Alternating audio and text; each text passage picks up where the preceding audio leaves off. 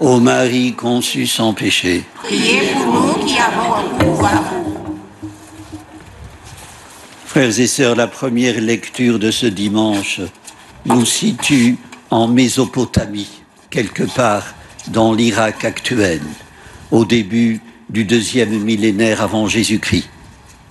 Abraham, un araméen nomade, obéissant à une voix intérieure, quitte sa terre natale pour un pays inconnu.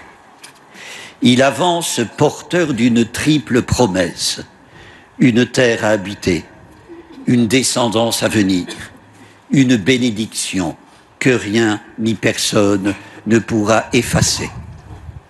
Promesses des plus insolites et de moins en moins vérifiées au fur et à mesure que l'âge avance et qu'Abraham n'a toujours pas d'héritier, sa femme Sarah étant stérile.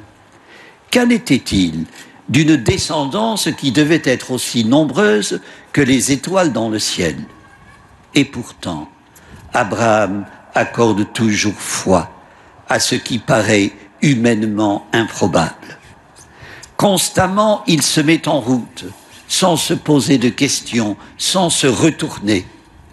Le père Leuve voit en lui le Christophe Colomb de la foi nue.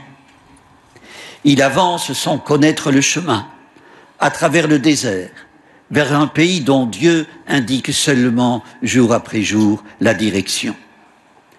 Frères et sœurs, le Dieu d'Abraham est le Dieu de l'errance et de l'itinérance. Il met sur la route, déplace, arrache. Ce sera le cas avec Moïse, qu'il enverra libérer son peuple de l'Égypte, avec Jérémie, le prophète des nations, avec Jonas, mandé à Ninive. L'envoyé, c'est le titre que Jésus se décerne dans l'évangile de Jean. Lui-même invite ses disciples à passer d'une rive à l'autre, à ne point s'installer. Frères et sœurs, comme Abraham, notre Père dans la foi, nous sommes appelés à migrer.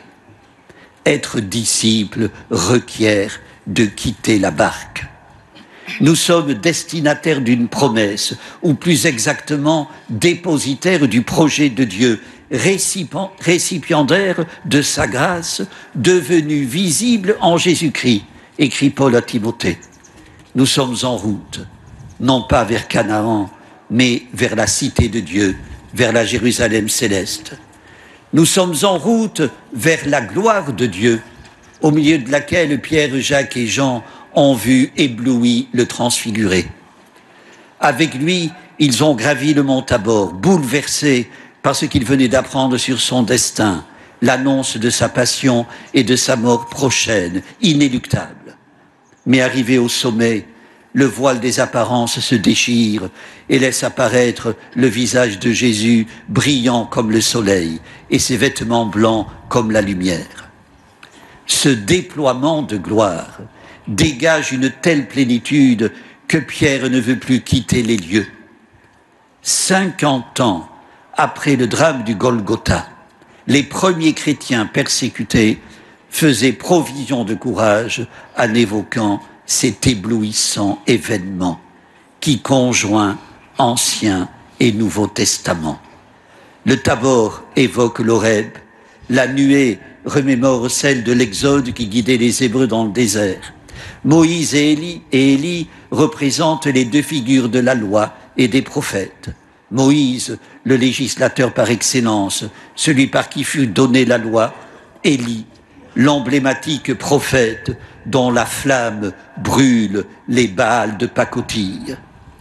Frères et sœurs, Dieu met sur la route, en chemin, que de souffrances accumulées, de visages creusés par la maladie, la faim, la violence, l'amour trahi, l'abandon.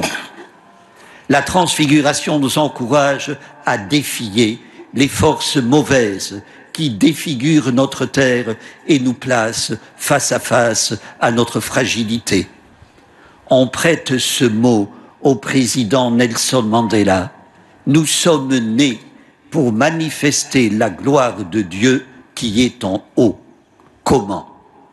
En témoignant de la vie divine qui est en nous, en la reflétant par notre conduite, en sorte que d'autres puissent la découvrir à leur tour. Il s'agit d'un effort constant, tellement sont nombreux les obstacles à la lumière. Mais la liste est longue de ceux qui, du fond de leur chemin de nuit, ont eu la grâce de la refléter, de témoigner du transfiguré dans un monde défiguré.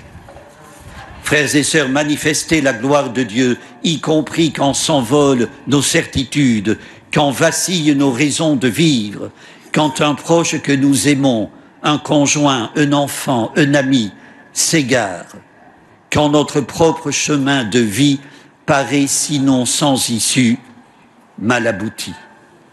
Toute conformité à la parole de Dieu démarque, mais elle, et elle seule, permet de dire et de faire ce qu'elle enjoint, de contredire ce qui lui est hostile. Frères et sœurs, ne nous décourageons pas. Les disciples du Transfiguré ont été terrorisés par la voix venue de la nuée. Mais Jésus, s'approchant d'eux, leur a dit « Relevez-vous et soyez sans crainte ». La lumière qui irradie son visage chasse toutes les ombres, console des échecs, dissipe les doutes et les questionnements. Jésus est pour les yeux du cœur ce que le soleil est pour les yeux de la chair, écrit saint Augustin. Il ne laisse pas démunis ceux qui aspirent à la lumière. Il est le dernier mot de l'histoire. Il l'illumine.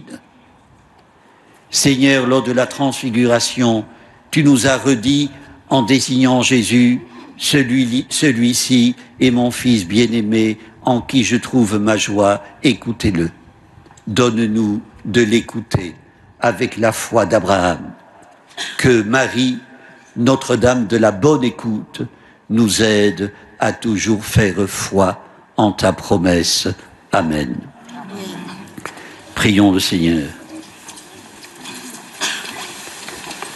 Dieu notre Père, fidèle à ton alliance, tu ne nous laisses pas à notre pauvreté. Tu nous amènes à l'écart sur la haute montagne. Tu nous ravis à nos chemins embourbés et tu nous fais monter dans la lumière pour voir se lever le monde nouveau. Nous te prions, les yeux encore illuminés, fais-nous descendre dans la plaine, car c'est là qu'il nous faut marcher pour arriver à l'éternité. Par Jésus, le Christ, notre Seigneur. Amen. Le Seigneur soit avec vous. Et avec votre esprit. Que Dieu Tout-Puissant vous bénisse, le Père, le Fils et le Saint-Esprit. Amen. Notre-Dame de Lourdes, Sainte Bernadette,